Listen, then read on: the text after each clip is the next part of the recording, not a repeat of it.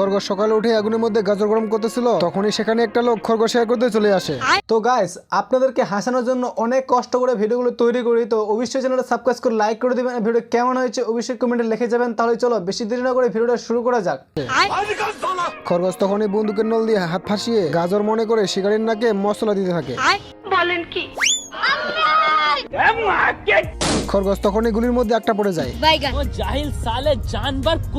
খরগোশ তখনই একটা বাবুল গাম বের করে এবং মুখে ভরে চাবিয়ে বন্দুকের নলের ভিতরে ঢুকিয়ে দেয়।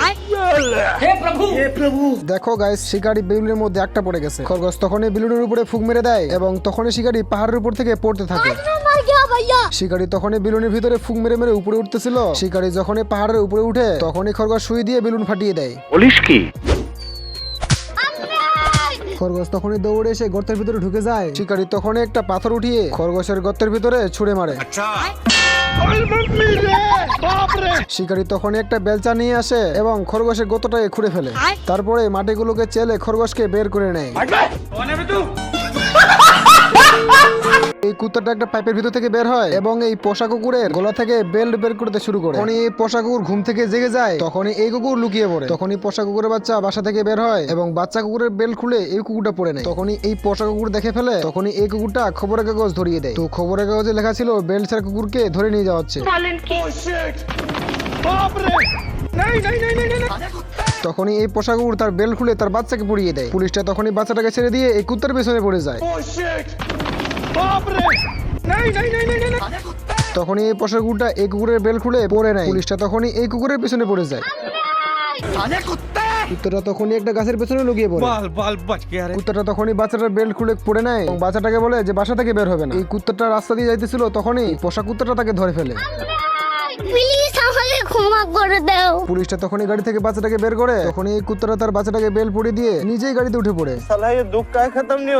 তখনই এই কুত্তাটা বেল খুলে পুলিশের হাতে ধরিয়ে দেয় এবং পুলিশ দরজা খুলতেই এদিকে কুত্তা গাড়ি নিয়ে পালিয়ে যায়। বলেন কি? এইখানে আদিবাসী রাজারা গাঁজা খাইতেছিল। তখনই খেয়াল করে দেখে না, মানে গাইস জঙ্গলের ভিতরে মঙ্গল হইতেছে। তখন একটা লাঠি নিয়ে এই মালটাকে নিতে চলে আসে। বলেন কি?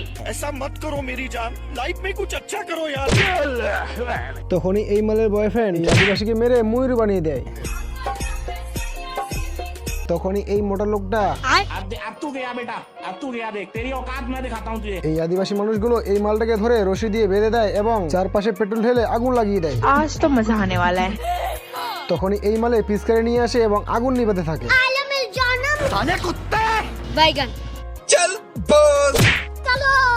তখনই এই আদিবাসী এই মালের পেছনে পড়ে যায়। এই মালে তার গার্লফ্রেন্ডকে বিপদে পড়তে দেখে শক্তি বাড়ানো ওষুধ বের করে খেয়ে নেয়। আগুনগুলো সেটা দেখেই ভয়ে পালিয়ে যায়। না মানে গাইস, মানুষ বলতো আগুন নাকি জলকে ভয় পায়, এখানে তো দেখতাছি আগুন আবার মানুষকেও ভয় পাইতেছে। না মানে গাইস, ভাবা যায়। তখনই এই মালে রশি দিয়ে তার গার্লফ্রেন্ডকে বাঁচিয়ে নেয় এবং আদিবাসী দলকে মারতে শুরু করে।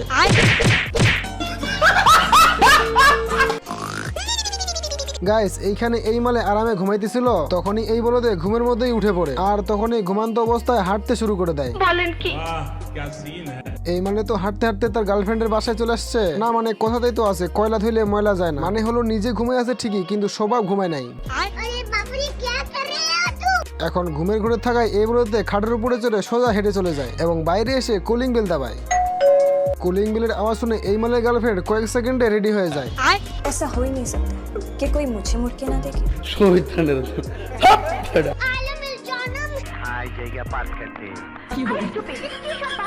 গাইস দেখছেন, ঘুমের ঘরেও এই মালে তার গার্লফ্রেন্ডকে ঘুরতে নিয়ে আসছে। ये सब क्या देखना पड़ रहा है? প্রথমে তো এরা দুজন দুজনের মুখের দিকে তাকায়। তখনই এই মালে শয়তান খেপে যায়।